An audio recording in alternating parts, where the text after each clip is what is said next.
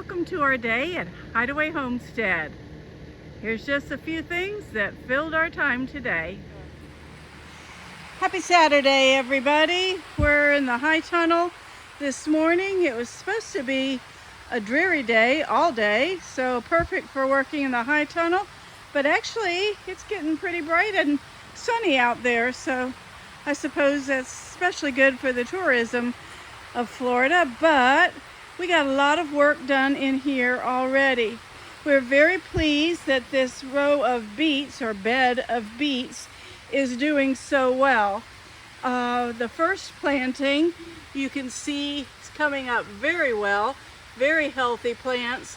And then Kevin went back because there were gaps, and he went back a couple weeks later, and these replants are also seeming to come in pretty well. So all in all, it looks like a pretty good thing. We're very happy that a Seminole pumpkin that we planted in a pot, I think last fall, we just needed a place to put it, so he put it in the ground here in this bed, and it actually has blossoms and a fruit coming on it. So who knew that could happen? But the high tunnel is just a mystery to us, so what comes up and how well it does is just surprising. Last week Kevin planted 5 rows in this bed here.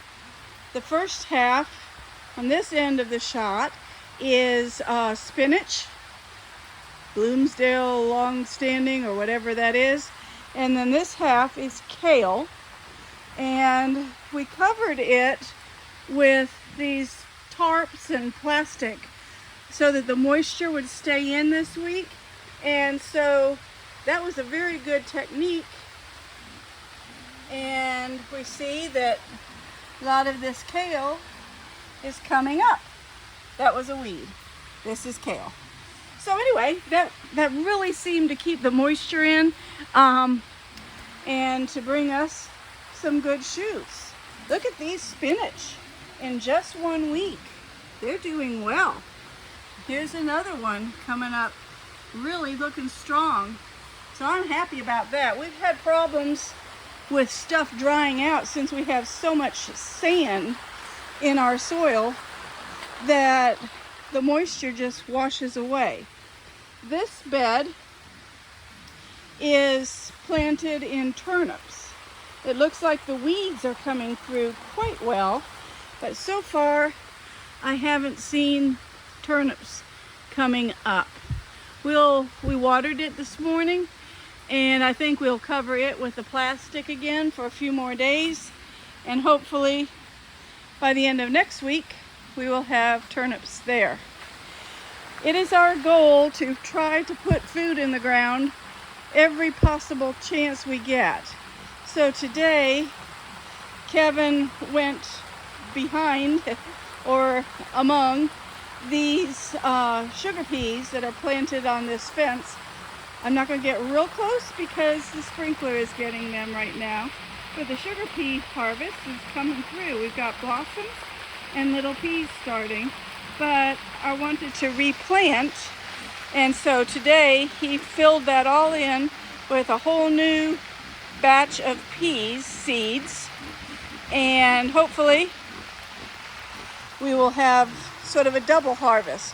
I can't get too many sugar peas. I love them.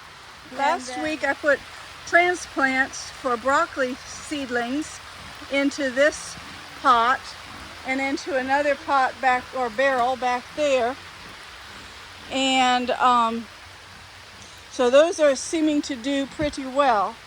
We have strawberries in this bed, and some of them are starting to bear fruit.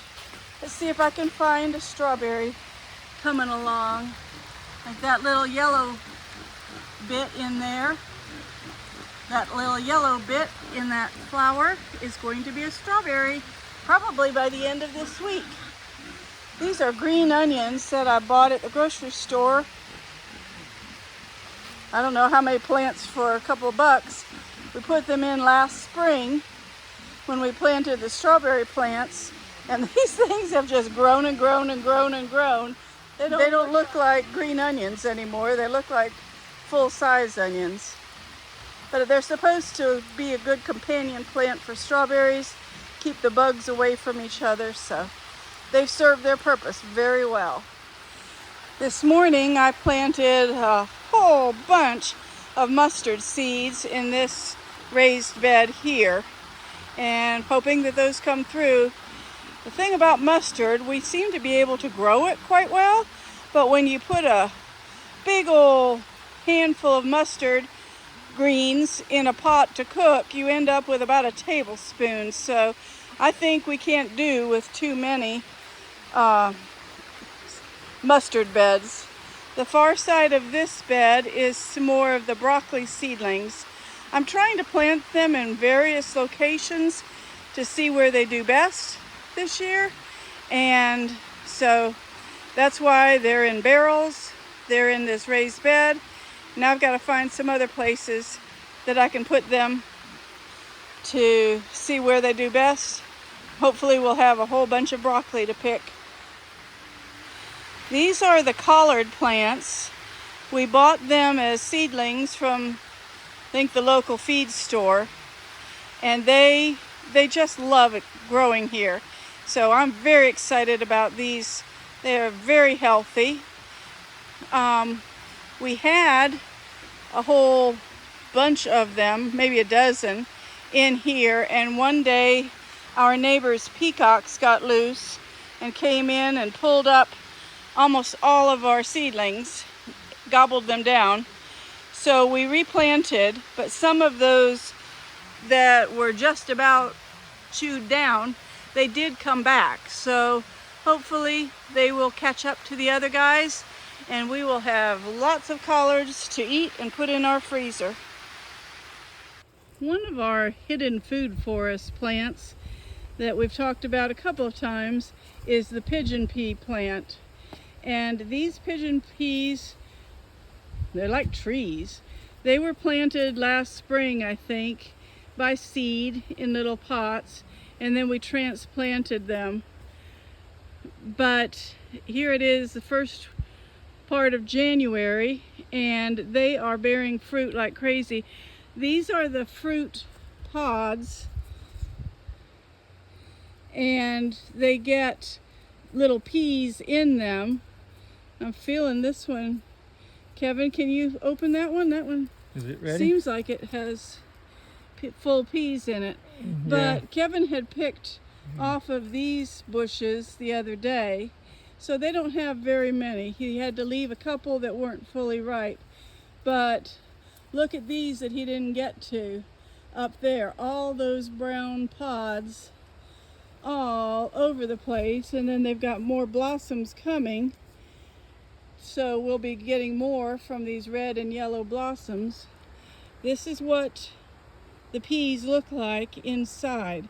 To me, they're sort of like a, when we eat them, they're sort of like a black-eyed pea kind of a taste, although a little bit drier. Is that what you think too? Yeah, a little bit. A little bit drier in the mouth. So we have all of these that we need to pick today, and then on down here, all of these have pods on them, and then we have some that were planted a couple years ago. They're over here in what was our farrowing area.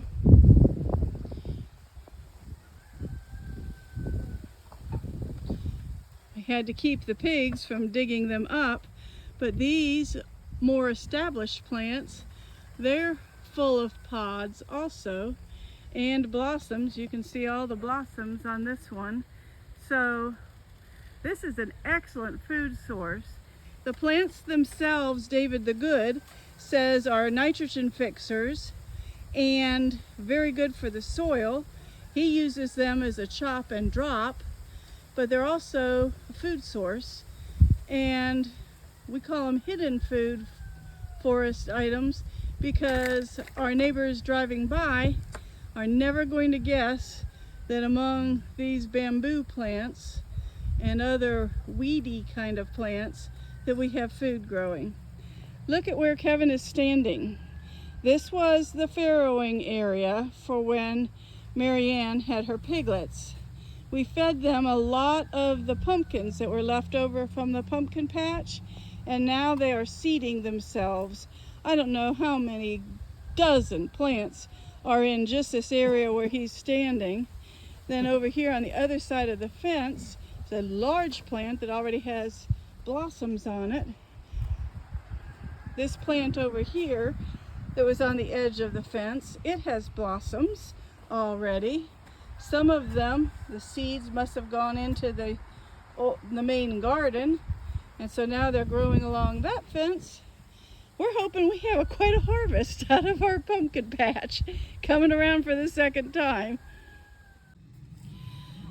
This area, I guess exactly 16 by 16 based on the size of the hog panels, was where we used to call it our farrowing area, and then most recently we put our piglets in here for a weaning time.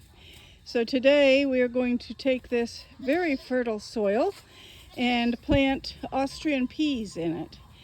So here's some more food going in the ground. Austrian peas. I understand you can eat the peas and the leaves. The leaves taste like peas. And then they are also nitrogen fixers and a ground cover. So this will take us from the cold weather season into another season where we can plant more things. The piglet. Okay, this area has the broccoli seedlings. I've got the name of it over there, but I haven't even looked to see what they are. So this is location number 3 to see if the broccoli grows. And then the other side, I have the other variety of broccoli. And then we planted, oh, let me think, 2, 4, 6, 8, maybe 10 rows of the Austrian peas in this area and watered them in. So let's hope this turns out to be a good thing for us. Well, it's the end of the day. We covered up my planting of, I'm trying to think what I put in here.